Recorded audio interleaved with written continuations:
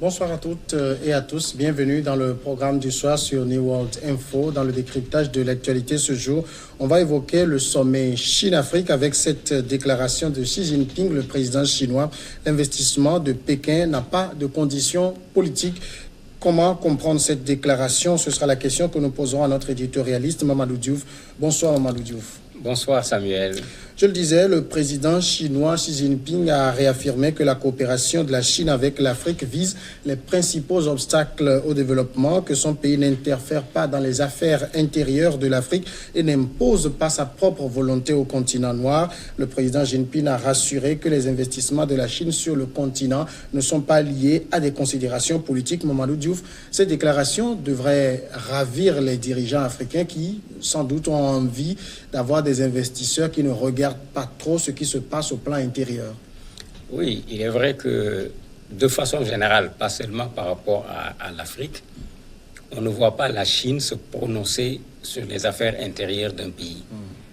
Et c'est une très bonne stratégie parce que la Chine ne supporte pas qu'on se prononce sur ses affaires intérieures parce qu'elle a ses propres problèmes également. Il faut penser aux problèmes des Ouïghours musulmans, aux problèmes du Tibet, etc.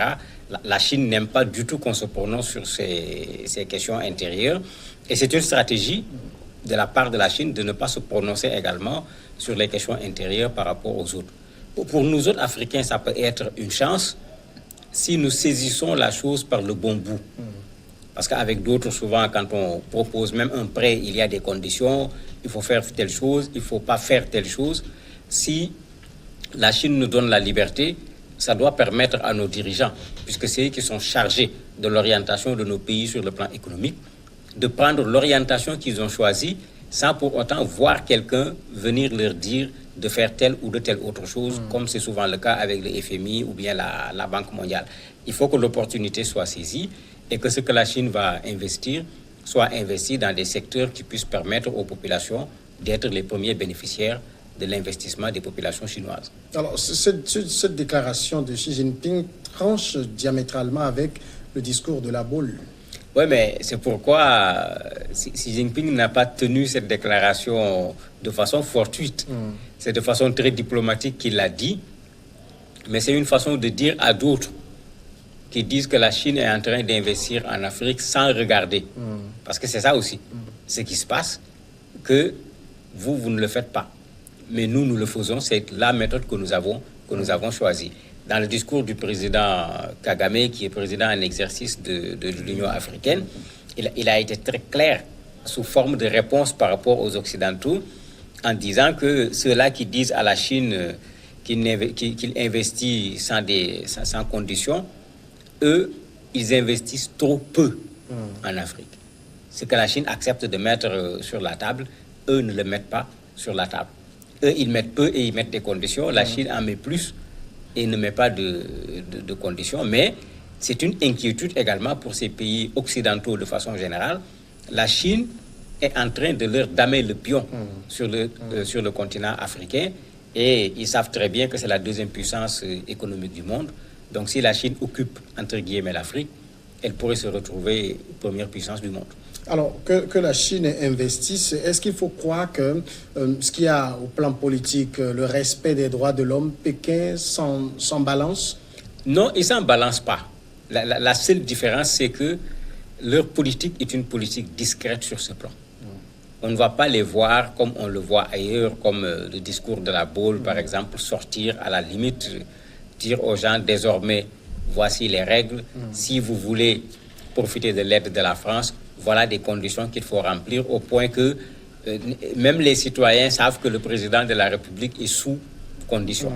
Mais certainement, quand ils sont quelque part, quand ils se rendent compte qu'il y a des exagérations par rapport aux questions des droits de l'homme, il y a la voie diplomatique qui leur permet de venir rencontrer les gens et de leur dire vraiment ce n'est pas la chose la plus indiquée parce qu'ils ont leurs propres citoyens qui sont dans ces pays quand ils investissent, quand ils mettent en place des infrastructures.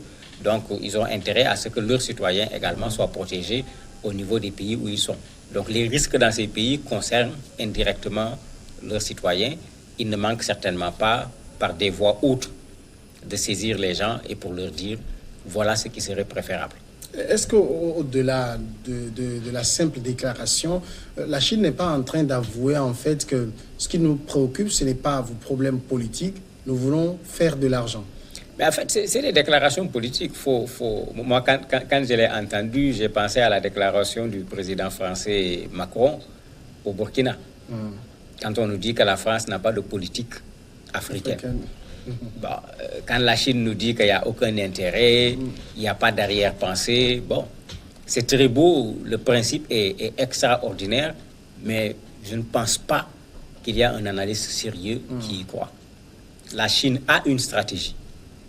L'Afrique est un aspect dans la stratégie de la Chine.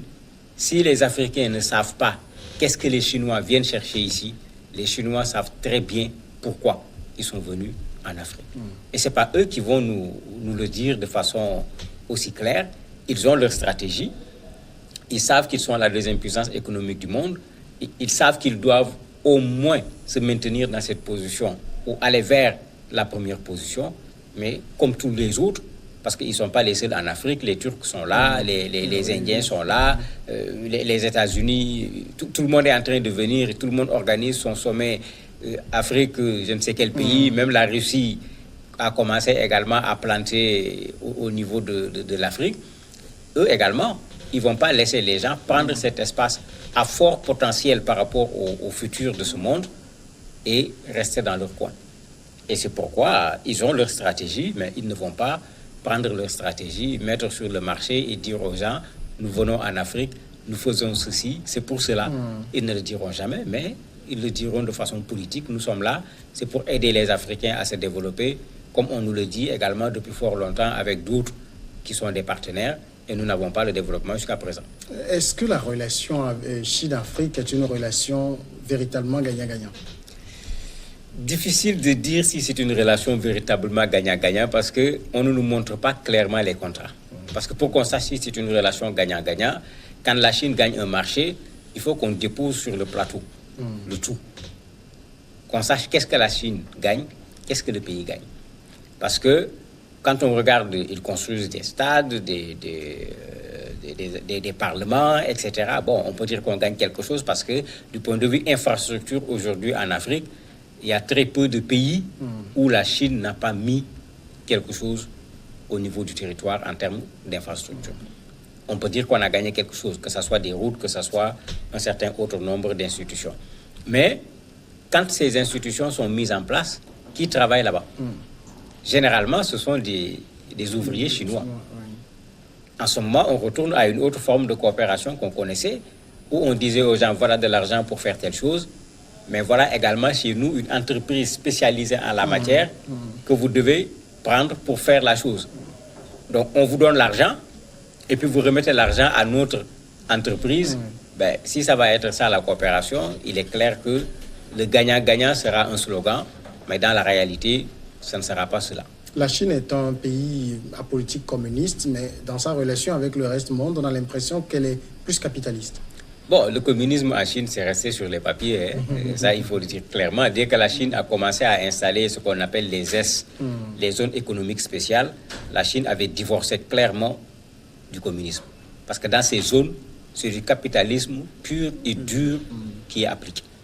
Et ce sont ces zones aujourd'hui qui font le développement de la Chine. Ce sont ces zones qui sont en interaction également avec nos pays. Donc, est-ce que réellement la Chine est encore un pays communiste aujourd'hui? Moi, je dis que c'est simplement sur les papiers, mais en termes de fonctionnement, on voit une Chine qui devient de plus en plus capitaliste aujourd'hui. Alors, ça veut dire que les pays africains devraient se méfier de cette lune de miel avec la Chine? Non, pas se méfier, parce que, quoi qu'on dise, le président promet 30 000 milliards. Ben, il ne faut pas se méfier, il faut prendre. 30 000 milliards, l'Afrique en a besoin, il faut prendre. Le problème, c'est qu'on va prendre ces 30 000 milliards pour mettre où? Parce que le danger, et certains analystes l'ont souligné, c'est dans cette même relation qu'on s'était mis avec d'autres partenaires. À un certain moment, on était tellement endettés que le partenaire décidait de ce qu'on faisait et de ce qu'on ne faisait pas.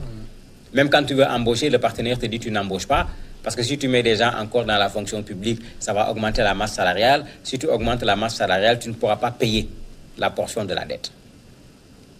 il ne faut pas qu'on rentre dans ce nouveau piège parce qu'il y a tellement d'écrits sur cette question de l'aide, est-ce que ça développe ou est-ce que ça sous-développe. Je crois qu'il y a assez de gens quand même pour savoir qu'on peut prendre cette aide, on peut prendre ces prêts, mais il faut le mettre dans des secteurs où cela va nous aider à sortir du sous-développement au lieu de nous mettre demain dans une situation de dépendance avec la Chine, comme on a été, voire même comme on est jusqu'à présent, dans une situation de dépendance par rapport à d'autres partenaires. Donc il y a un risque qui est là. Il reviendra à nos chefs d'État de prendre leurs responsabilités pour ne pas retomber dans un piège dans lequel l'Afrique n'est pas encore totalement sortie. Mais est-ce que l'Afrique a tiré les leçons de cela? En tout cas, dans les ouvrages écrits par les économistes, par les spécialistes du développement, les gens ont tiré les leçons. Maintenant, le drame, qu'est-ce que nos politiques en font? Parce que souvent, nos pays ont tellement de problèmes de trésorerie que quand on dit à ces pays, il y a 30 000 milliards qui sont à disposition, généralement, je ne vois pas quelqu'un qui va hésiter. On a vu tout récemment le Burkina rompre ses relations avec Taïwan pour revenir avec la Chine. Bon, d'un point de vue économique, ils n'ont pas tort parce que ce qu'ils peuvent avoir avec la Chine, ils ne peuvent pas l'avoir avec Taïwan. Mais le drame, on a tellement besoin de ressources pour l'Afrique, pour le développer, ce qui est une réalité.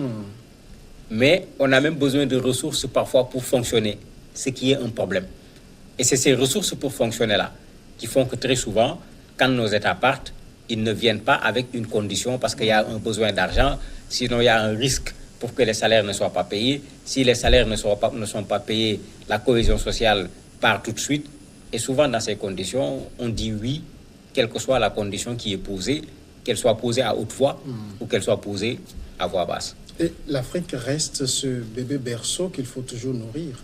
Mais c'est inadmissible quand même, parce qu'il l'a dit, et il faut le rappeler, il a dit que l'Afrique a un énorme potentiel. Et l'Afrique a droit à un avenir radieux. Et en le disant, en revenant sur cette non-ingérence dans les affaires intérieures, ils disent clairement qu'ils laissent aux Africains le choix de leur politique économique conformément à leur réalité nationale. Mais en ce moment, il faut que nous comprenions nos responsabilités et que les pays africains en partenariat avec la Chine viennent sur la table avec leurs propres projets. Qu'on ne soit pas dans une situation où c'est la Chine qui a ses ouvriers, qui a ses entreprises, qui viennent nous dire « je vous construis un stade ». Je ne dis pas qu'un stade n'est pas important. Mais dans le pays où ils viennent construire un stade, au moment où ils mettent en place cette infrastructure, est-ce que c'est de cette infrastructure que ce pays a besoin? Et ça, ce n'est pas aux Chinois de le faire. C'est aux Africains de le faire en disant, voilà, au niveau du pays aujourd'hui, sur le plan culturel, sur le plan sportif, sur le plan économique, voilà les priorités, voilà les orientations de l'action du gouvernement. S'il faut avoir un partenariat avec nous, il faut que le partenariat-là soit conforme à cette orientation. Et nos chefs d'État peuvent parfaitement le dire. Et s'ils le disent, mais ça arrange tout le monde parce que même la Chine verra son investissement servir à quelque chose au lieu qu'on se retrouve comme avec les autres investissements avec des éléphants blancs. Et ça, le président chinois, il n'a pas utilisé l'expression, mais il l'a bien dit. Il faut que cet investissement soit utilisé de façon que ça puisse servir aux populations, parce qu'il a rappelé que c'est l'argent des populations de Chine. C'est une coopération population-population. Eux, ils ne sont que les intermédiaires. Mamadou Diouf, merci d'avoir répondu à nos questions. C'est moi qui vous remercie. Nous observons maintenant la pause et on retrouve après l'invité de ce soir.